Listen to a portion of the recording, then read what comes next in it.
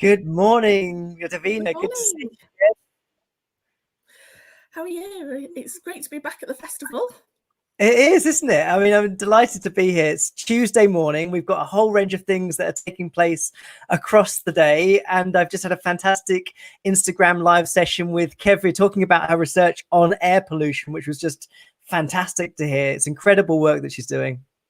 It is, yes, and it's great that the festival provides a good platform for all our researchers to explore and tell people about their research. And of course, Kevri's research about climate change is really important at the moment. Lots of interest around environmental sustainability, so that's great There to hear. sure is. And if you are joining us for the first time, this is ReFest, the Festival of Research at the University of Salford.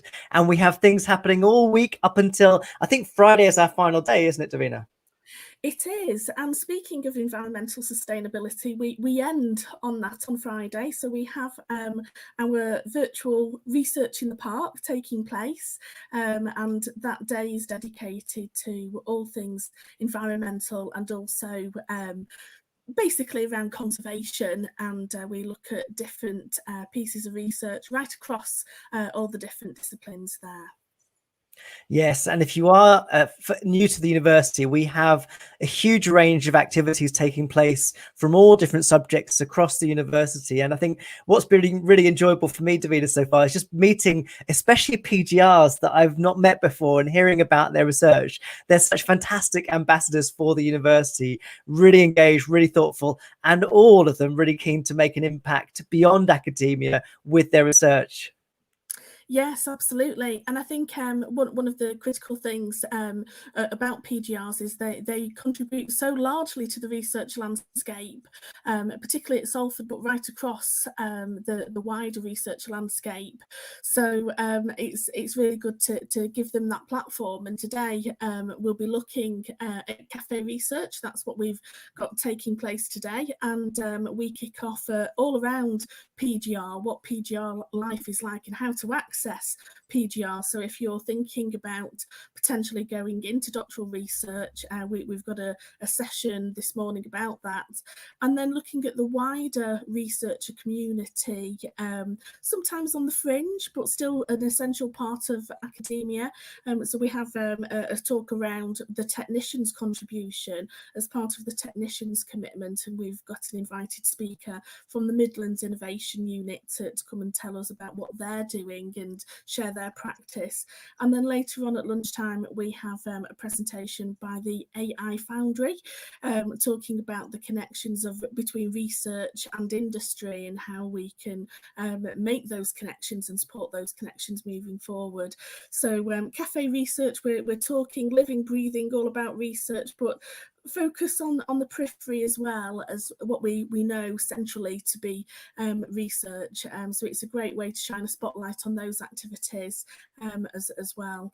So looking forward to that later today.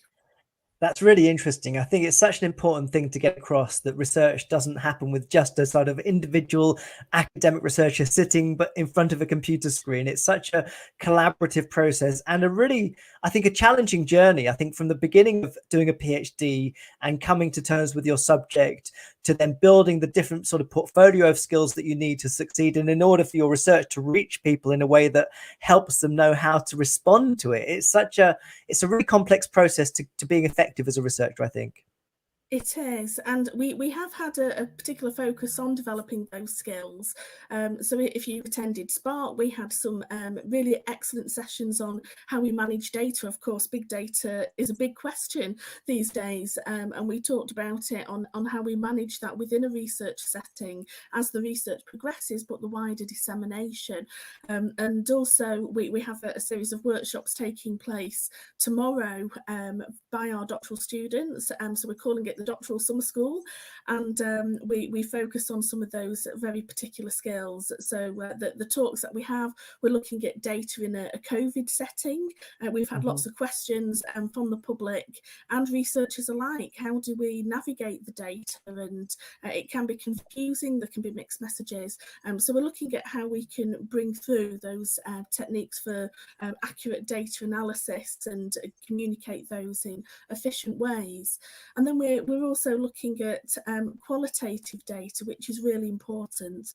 The facts and the figures are great, but they often need to be supported with narrative. So we have a talk about that, and then finally a writing summer school, a retreat online, which helps facilitate the writing process. And this is again taken by one of our PGRs who has had lots of writing success themselves. And I think it's useful to get that lived perspective. So whether you're progressing as a PGR or whether you're another type of researcher trying to get some writing done, having that protected time and really utilising some of those very specific but very helpful techniques, I think will be useful to many people who join us tomorrow. I think so. It reminds me back when I was a PhD, I remember one of my professors just casually asking me, "Are you writing?" And it made me think about that, because I was sort of, I've always thought about, I guess initially, that you would write for publication, but I think it's so important to make writing a daily habit, whether or not you're actually writing an article for a journal or writing your essays or PhD, just to get into that habit of making it a daily practice is such a useful thing. It is, and it's that sense of little and often sometimes, and it's breaking the massive test, particularly if you're writing a thesis, which is a huge undertaking to do in one big step. So to break those large steps down into smaller, more bite-sized chunks makes a lot of sense. And as I say, it's this sense of little and often, but there'll be the opportunity to put that into practice tomorrow, and that's tomorrow morning as part of our doctoral summer school. Yeah, and these sessions that we have on YouTube and Twitter during the festival are all badged as Meet the Researcher sessions. So it's really nice to have you here to learn a bit more about what you do, but also your journey to Salford. So maybe just give us a bit of a background to how do you end up in the role that you have, and flesh out what that involves for you. Sure, yeah. So my role is researcher developer at Salford, and that's really my area of research and expertise.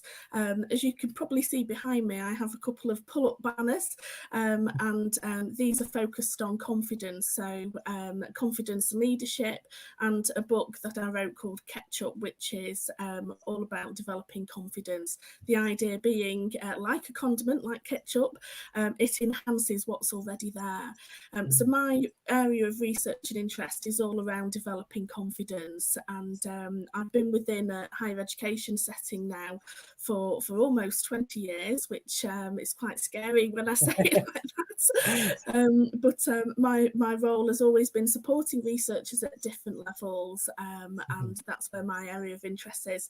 And I have another book, but somewhat more niche, which is called ER Stories, which is enabling researcher stories, and that's a reflection on some of the work I did when I was positioned in life sciences as a researcher developer, so supporting life and medical human sciences students in their journey there. So very niche, but still part of that journey. And nowadays my focus is on confidence. We still do a lot of confidence, and we have over the lockdown period really focused on this. I think whenever there's a national incident, pandemic, people sort of are shocked, surprised, and that can really hit our confidence. So things that we would navigate day to day, normally we can't do, and it has that impact on our confidence. So still looking at confidence, but more recently moved into failure. So I know you had Dr. Ursula Hurley speaking live on Friday, and on Friday we had our Failure Friday event, which is one of a series of activities around failure, or failureship as we're calling it. And the idea is to build resilience and confidence through failure, using past experiences, our past fails, not to be afraid of talking about them or sharing them, and using that as a focus to build that pathway to future successes. So from confidence to failure, which may seem counterintuitive, but it makes perfect sense in that journey for success. So hopefully you and the audience will continue to join us on that journey as we progress. Well, certainly. And I think that being an academic, like many other professions, I guess, you have to be quite resilient. I remember submitting my first journal article to a journal ages ago, and one of the reviewers wrote their review, and I read it, of course. And one of the comments was, English is clearly not this person's first language, which was a real blow. And I think it's often the case that you look back on what you've done in the past and sort of cringe sometimes, because you feel hopefully that you've progressed in what you're doing. But I think building resilience as a researcher is such an important thing, to just being able to stay active and feel confident in what you're doing. Absolutely, and that's a great example. Publications often come up as an area where people feel least confident, and part of that, Mm. as you identify, is that feedback from the reviewer. And sometimes we have to reflect their position is to review the content, not to be nice to us, and they're usually not. So if we can sort of build and prepare for that, knowing that we may not get anything very complimentary, but it's part of this process of building a better copy, and actually they're interested in making this the best copy, so our publication is high quality. So part of a bigger process, it seems less daunting and less personal, but of course it can be very difficult in that situation. It feels very personal and sometimes difficult to deal with, but we have some strategies which you can use to help build that resilience. And am I okay to share a couple with you now? Would that be all right? Yeah, please do. So some strategies that you can use to build that resilience. So the first thing is to identify 3 strengths which you find personally, and the evidence to support your strengths, because in research evidence is important. So let's use what we know as researchers to underpin our own thinking. So 3 strengths and 3 pieces of evidence for that. So that may be a piece of positive feedback. It may be that you've been an invited speaker to a conference. You've been accepted for that publication in the first instance. So it may actually be something personal and not in the professional domain, but 3 strengths. And it's important to have those and write them down and see them on a regular basis. And this builds our resilience. When we get these sort of knockbacks, we can refer to them, we can look at them, we can position them on a door or somewhere where we see them frequently, and that helps us regularly think about it, and think about it in a very positive way. The other thing is we are hardwired to remember the negative and not the positive, and there's good reasons for that. Survival for a start. It stops us from jumping off a cliff edge or in front of a bus. So it's these ideas that we're fighting with what we're biologically designed to do. So sometimes it's worth actually acknowledging that we're getting these automatic negative thoughts, or negative automatic thoughts, which we like to call them NATs, and I think that's quite appropriate. We conjure up that thought of them being quite annoying and sort of insects trying to get to us, and these negative automatic thoughts kick in before we begin. So we can register them and recognize that we're starting to think in this negative way, and change that, flip that into something much more positive. And I think that conscious process helps us to reframe and rethink. And of course, the more we do something, the more it becomes a habit, and we start to do it naturally and organically. So just a couple of ways that we can manage resilience in a very conscious and I guess self-controlled way. So rather than these things happening to us, we're actually making them happen, but in a way that works for us, so we can use them positively. That's really interesting. And I think it sort of reminds me also sort of hearing stories from people around me as peers, really, who, it's very common that you hear people say, well, I had to submit an article to a journal 4 or 5 times before it got in, or you submit it to many different journals before it's accepted. And I think an appreciation for how much failure there is around us is really important to building that accurate picture of really what your environment is like, because it's very easy to look at other people and think they're publishing all the time, and you can do some really practical things to increase your productivity, like writing with other people, collaborating, making sure that you try different environments to publish. But it's often that we sort of look around and see everyone's doing really well, and this creates a distorted picture of really what's going on. It does, and I think it's important to have a plan, so a publication strategy, a personal publication strategy. And of course, publication isn't always the traditional journal or monograph that we consider it. You know, it can be much broader than that. Using social media, it can be blogs, it can be informal as well as formal publications. But to have an overarching strategy, I think, is really important. So you've got that very clear direction to travel, but understanding the landscape and understanding how others behave. And we use this term icebergs. We're all icebergs. You only really see this tip of the iceberg, and actually there's lots happening underneath the water which you don't see, and that includes other people's failures. And of course, one of the narratives we're quite keen to change is we don't openly talk about failure. It tends to be something we shy away from, rather than excuse me, have a conversation about it in the open. And we're really trying to encourage that, because we would stop reinventing the wheel. Perhaps we would stop duplication. There is quite a lot of duplication in research generally, and this may be because we're not sharing our failures or mistakes. And a useful saying that we have is love your mistakes, because they're lessons of valuable experience. And this idea that whatever happens to us, we can use it in a positive sense, so good or bad, there's merit to it, and it can help us progress.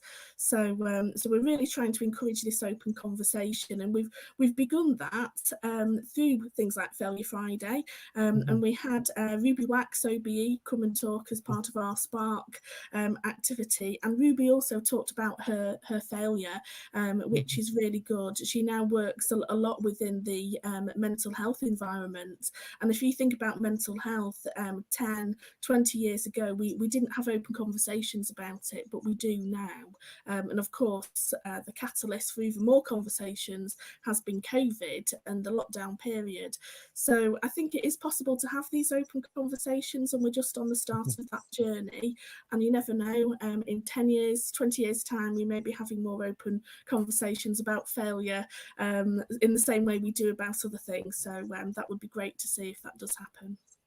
Yeah, it's such important work, and it makes me sort of think about often as an academic, because everything is so open-ended. You know, you can literally spend 24 hours a day researching your subject and still not get very far. And it sort of makes me think about how often we fail to put boundaries around the work activity that we have. So I know that in academia, in higher education, in research, there is a lot of conversation emerging now about trying to manage the kind of culture of over productivity and limit people's sense of always being present. And I think that having those informal spaces where you do share ideas, whether it's in blogs or writing for the media, is a nice way to get feedback on your work and build that sense of appreciation for what you're doing, rather than, you know, can often wait 18 months for your journal article to come out and hope there's a positive reaction. So having that sort of drip feed of feedback from people that can help you feel positive about what you're doing, but also feel present, I think, in your community is a really valuable thing to do. Yes, and I think this sense of having that academic citizenship is really important. And as you say, it goes both ways. It's that sense of being there for the wider community, but also having the opportunity to connect with them and enable them to feed into the research that you do. Even informally, getting that feedback can help shape the research and any publications of it.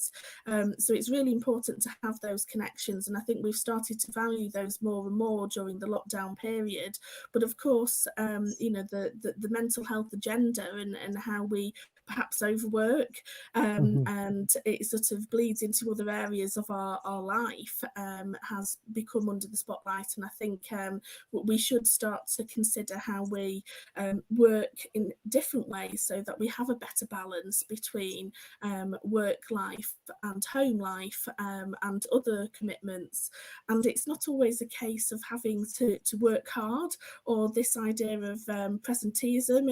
It can be lots of different things, things, we can actually work smarter. And I know that's very overused phrase, but actually there are things we can do to really maximise what we do without completely exhausting ourselves or to the detriment of other areas of our life. So it's interesting conversations that are starting to emerge in this space, and I think it's very welcome and perhaps long overdue in academia.